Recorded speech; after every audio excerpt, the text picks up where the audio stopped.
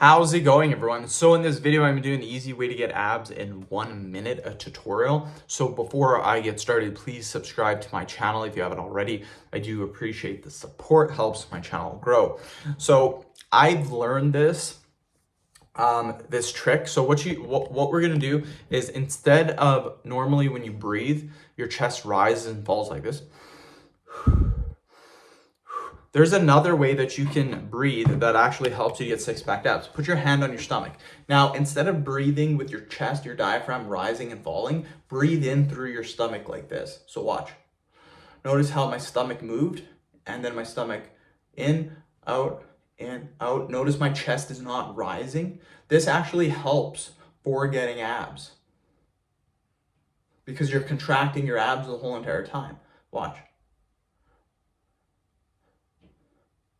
This is a trick that I do. I'll typically do 5 sets of 20 repetitions.